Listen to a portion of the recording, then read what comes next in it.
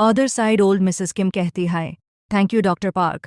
Old Mrs Kim की आंखों में शुक्रिया था जब उन्होंने डॉक्टर पार्क को अपना मेडिकल बैग पैक करते हुए देखा। डॉक पार्क कहता है, अरे इसका जिक्र मत कीजिए मैडम, मैं बस खुश हूं कि आप वापस अपनी सही हेल्थ में हैं। डॉक्टर पार्क ने गर्माहट भरी मुस्कान के साथ कहा, बिल्कुल वैसे ही जैसे हमेशा की तरह एक दयालु इंसान हो। ओल्ड मिसेस किम कहती है, मेरी उम्र देखते हुए अगर मेरी तबीयत गिरने लगे तो हैरानी की बात नहीं होगी। डॉक्टर पार्क कहता है, ऐसा मत कहिए। डॉक्टर पार्क ने अपनी आज के सारे काम पहले ही छोड़ दिया था ताकि वो ओल्ड मिसेस किम की तबीयत दोबारा चेक कर सके। डचेस को ठंडी लग गई थी और उनकी उम्र के चलते वो सीरियस भी हो सकती थी।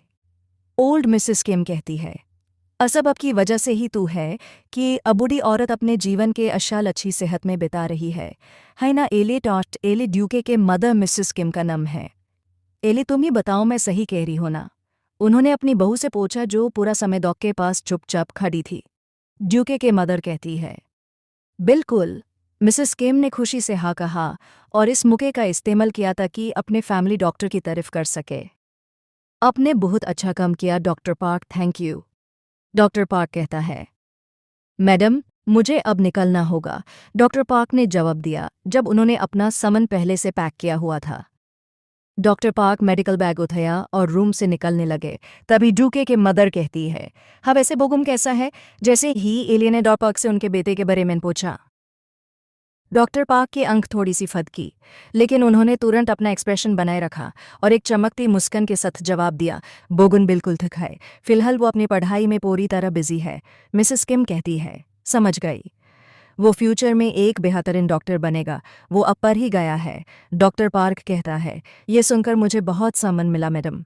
मिसेस किम धीरे से पूछती है, विंटर ब्रेक में क्या बोगुम कर्ल्सबर वापस आएगा? डॉक्टर पार्क कहता है, मुझे नहीं लगता कि उसने अभी डिसाइड किया है। शायद वो अपने नए दोस्तों के साथ वहीं रुकना पसंद करे क्योंकि ये उसका पहला ब्रेक है और साउथ घूमने का ऑप्शन भी है। मिसेस किम कहती है, हाँ जो भी हो, मैं बोगुम की मर्जी का सम्मान करूंगी। मुझे ज़रूर बताना उसका फैसला। अगर वो अपनी विंटर वेकेशन कैपिटल में बिताना चाहता है तो मैं उसका इंट्रोडक्शन एक अच्छे सोशल क्लब से करा दूंगी, और अगर वो कहीं ट्रिप पर जाना चाहता है तो मैं जितना हो सके मदद करूंगी।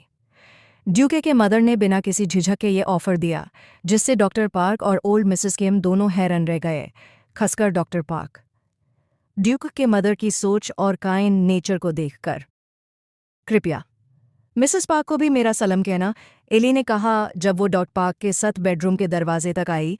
मिसेस किम की इतने काइंड वर्ड को सुनकर डॉट पार्क के चेहरे पर एक शांत मुस्कान छा गई, जबकि डॉट पार्क का अब उनके पत्नी के साथ रिलेशन ज़्यादा अच्छा नहीं है। उनके जाने के बाद नुकरानियां भी रूम से बाहर चली गई और किम फैमिली की दोनों लेडीज़ अकेली रह गई। ओल्ड मिसेस किम कहती है, तुम बोगुम के प्रति काफ़ी ध्यान रखती हो।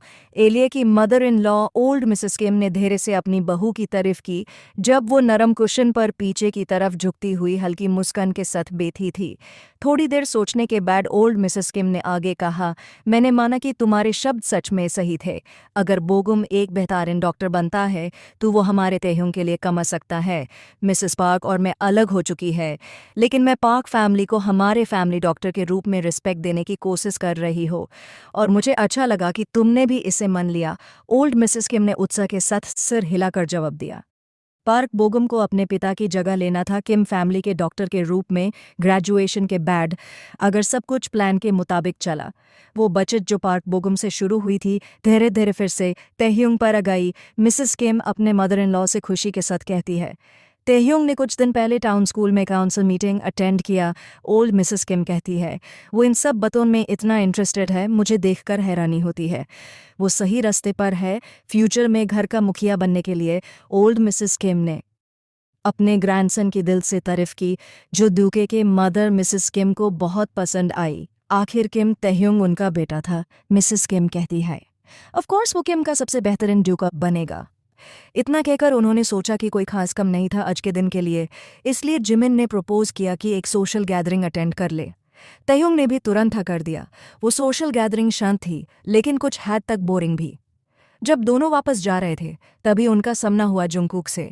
तेहयुंग ने उसे दूर से ही पहचान लिया जब उनकी कार मैंशन में घुस रही थी। जुंगकुक अपनी बाइसिकल चला रहा था। अक्टूबर की ठंड में उसी वाइट कोट में जो तैह्युंग ने उसे गिफ्ट किया था। जिमिन कहता है, तैह्युंग क्या ये जॉन जुंगकुक नहीं है? जैसे जैसे साइकिल चलाते हुए जुंगकुक उनके नज़दीक आया, जिमिन फिर से कहता है, वही जो बर्ड्स पसंद करता है, अर्विस के हंटिंग ग्राउंड्स के पास रहता है। तैह्युंग की आंखें जुंगकुक पर टिक गया था।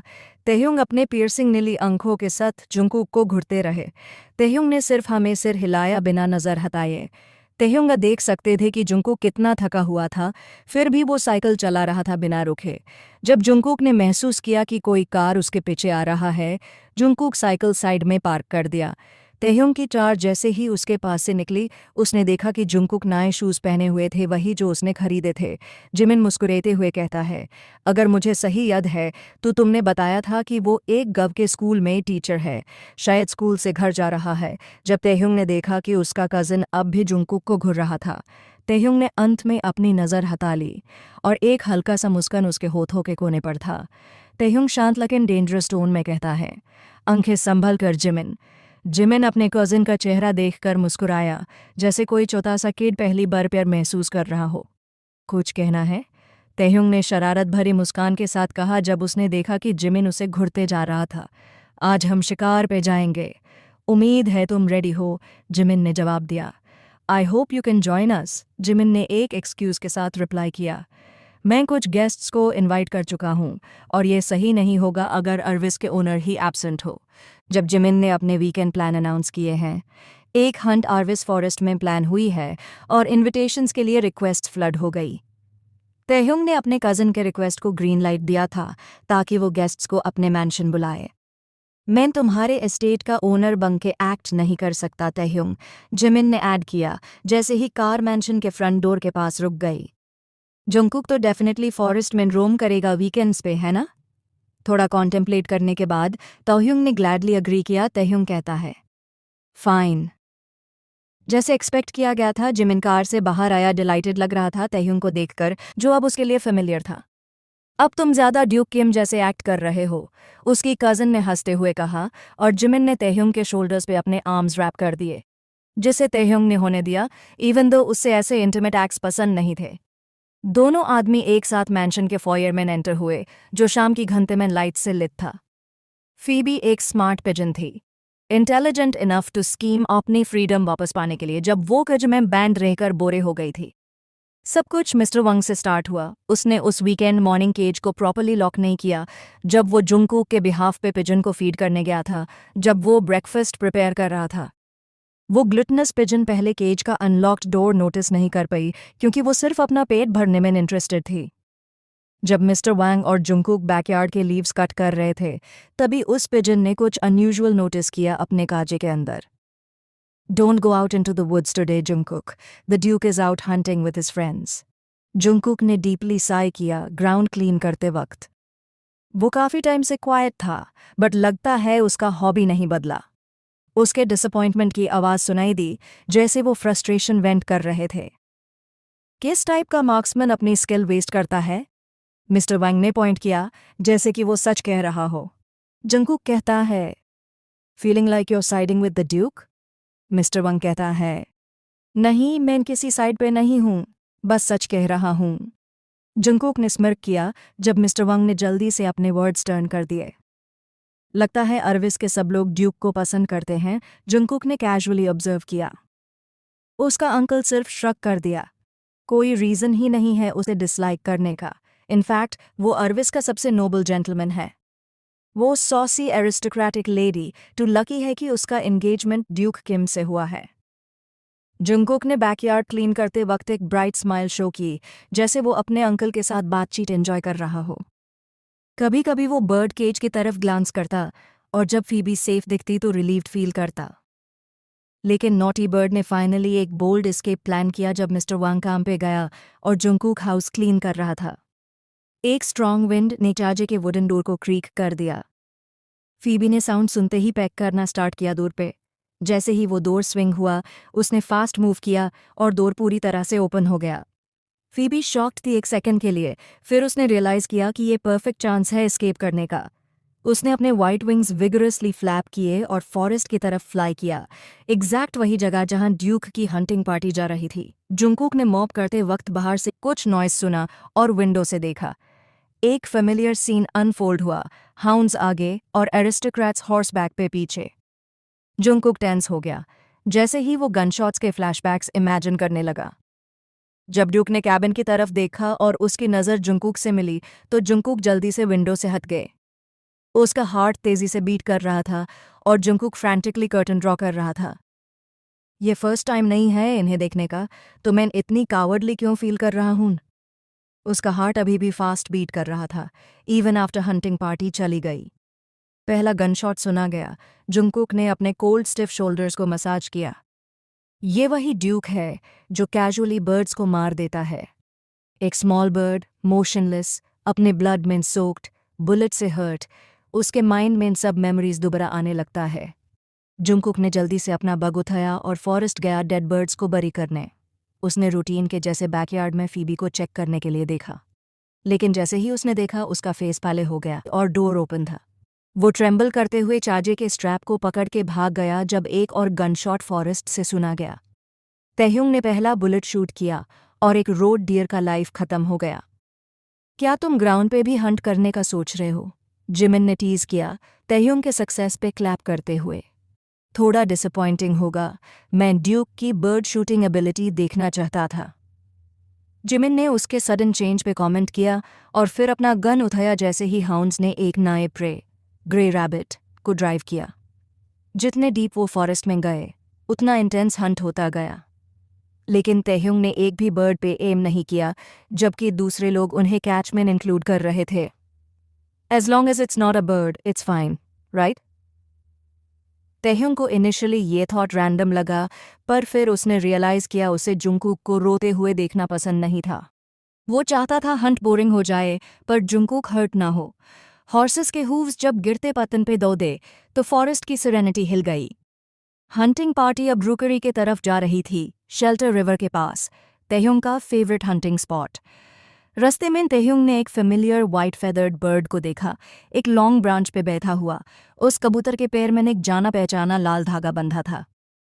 फीबी, उसके होठों से बिना सोचे एक हल्का सा नाम निकला, जिसने सबका ध्यान खींच लिया। सब लोग एक साथ उस पतली सी शाखा की तरफ मुड़ गए जहां एक सफेद कबूतर बिना किसी फिक्र के आराम से बैठा था। जुंगकुक घने जंगल के बीच से दौड़ता जा रहा था। उसकी आंखें पागलों की तरह हर शाखा, हर पत्ते को देख रहा था। कहीं उसका प्यारा कबूतर दिख जाए। पैटर्न के बीच से धूप के सिर्फ छोटे छोटे रेज ही जमीन तक आ पा रहे थे, जो उसके लिए बस इतना ही काफी था देखने के लिए कि फीबी ठीक है या नहीं। उसका सीना जोर जोर से धड़क रहा था, सांस भारी हो चुकी थी, लेकिन उसने दौड़ना नहीं छोड़ा। उसके कंधों से लटके बग का हर एक झटका जंगल की शांति को तोड़ रहा था। ठंडी हवा चल रही थी, लेकिन गर्मी भी थी, जैसे ऑटम सीजन अपने पीक पर हो और विंटर बस आने ही वाला हो। ठंड उसके हाथियों तक जा चुकी थी। उसका जिस्म अब धीरे धीरे थकावट से भर रहा था, लेकिन वो रुक नहीं सकता था। जंगल में गन की आवाज़ें गूंज रही थी। हर बार जब वो गन की आवाज़ सुनता है, उसके दिमाग में फीबी का एक खूनी इमेज आता जो उसकी होश उड़ा देता। कहीं मैंने देर तो नहीं कर दिया? उसके दिमाग में बार बार यह सवाल घूम रहा था। हर कदम के साथ उसकी हिम्मत और टूट रहा था। सांस उसके सीने से निकल रही थी जैसे कोई उसके अंदर से हवा खींच रहा हो। गन पाउडर की हल्की सी स्मेल ने उसकी नाक तक पहुंचकर और घबराहट बढ़ा दिया। तैह्युंग ने वादा किया था कि वो फीबी को नहीं छोड़ेगा। जुंगकुक ने उस पर यकीन कर लिया था बिना किसी शक के। अब उसे लग रहा था उसने बेवकूफ़ी की, क्योंकि शायद उसने सिर्फ उसे शांत करने के लिए झूठ बोला था। अगर उसने सच में फीबी पर गोली चला दी हो तो सिर्फ इसलिए कि जुंगकुक उसकी तरफ ध्यान दे। उसके दिमाग में ये सब सोचते सोचते वो फॉरेस्ट के एज तक पहुंच गया था, वहां जहां जंगल समाप्त होता था और रोड नदी के पास से जाता था। अगर उसे फीबी नहीं मिला तो वो सीधा ड्यूक के पास जाएगा। उसे कोई फर्क नहीं पड़ता कि ड्यूक उसे मिले या नहीं, वो उसके सामने घुटने टेक देगा, गिड़गिड़ाएगा, लेकिन उसे जवाब लेकर ही रहेगी। थोड़ा रुक कर जब उसने सांस ली तो ऑटम की ठंडी हवा उसके चेहरे को छू गई। आसमान ने एक हल्का नीला रंग ले रखा था। उसने आंखें बांध की और बस एक छोटी सी दुआ की, एक छोटी सी मिरेकल के लिए। फिर उसने आंखें खोली और आसपास नजर डाली, और वहां वो था, फॉरेस्ट ट्रेल के दूसरे कोने पर।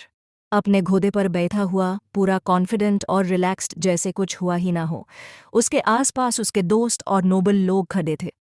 जुंगकुक ने चिल्लाने की कोशिश की, लेकिन उसकी आवाज़ उसके गले में नहीं अटक गई। सांस इतनी चट चुकी थी कि वो कुछ बोल ही नहीं पाया। लेकिन उसने हिम्मत नहीं हारी। उसने अपने पैरों का जोर लगाकर आखिरी बार दौड़ लगाया उस तरफ जहां नोबलेस घोड़े पर थे। जब वो उनके पास पहुंचा, तब उसने देखा कि एक ने बंदूक उठाई थी, किसी शाखा की तरफ निशाना लगा रखा था।